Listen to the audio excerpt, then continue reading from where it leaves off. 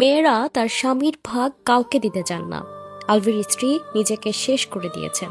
কতটুকু আঘাত পেলে, কষ্ট পেলে একটি মা তার ফুটফুটে 4 বছরের সন্তানের দিকে না তাকিয়ে নিজেকে শেষ করে দিলেন?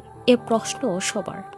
পারত ডিভোর্স দিয়ে ছেলেটাকে নিয়ে বাঁচতে, কিন্তু তা বেছে না নিয়ে ইকরা কেন নিজেকে শেষ করে দিয়েছে?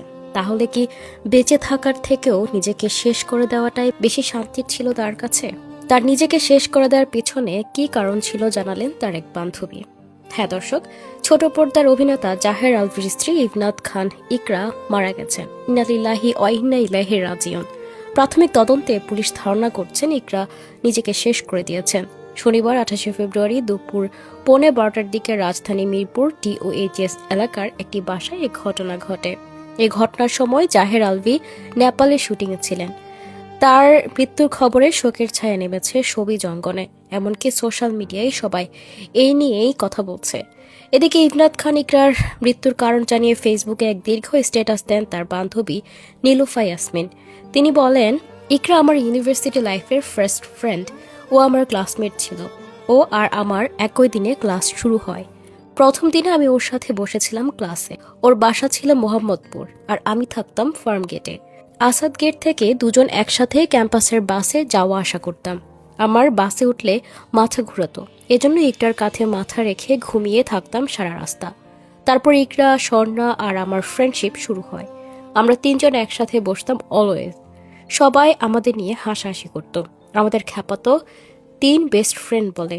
ইকরার একটা স্বভাব ছিল যে ও কখনো আমাকে আর স্বর্ণাকে অন্য কারোর সাথে তেমন মিশতে দিত না। ও চাইতো শুধু ওর ফ্রেন্ড হয়েই থাকে।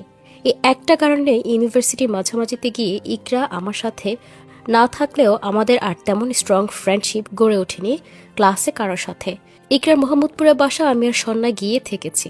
আন্টি আমাদের রান্না করে খাইয়েছেন। গণরুমে প্রথম উঠলাম 101 নম্বর রুমে।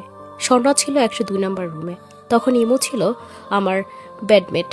ইকরার বাসায় ঢাকা হওয়াতে ওকে গণরুমে সিট দেওয়া হচ্ছিল না। আমি হল সুপারকে অনেক রিকোয়েস্ট করে ইকরাকে বানালাম আমার বেডমেট। ইমু 2 সিটের রুম পেয়ে চলে গেল।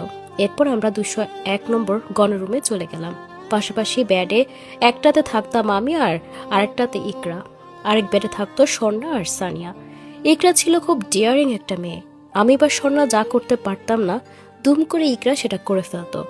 ইকরা আর আলফি পড়তো রাইফেলসে। স্কুল লাইফ থেকেই তাদের প্রেম ছিল। আলফি মাঝে মাঝে আসতো ক্যাম্পাসে। ইকরা আমার বেডমেট হওয়াতে ইকরা আলফির অনেক কিছুই শেয়ার করত। বিশেষ করে ওদের ঝগড়া হলে ইকরা আমাকে অনেক মেসেজ দেখাতো, যে মেসেজগুলো দেখে কখনো আমার মনে হতো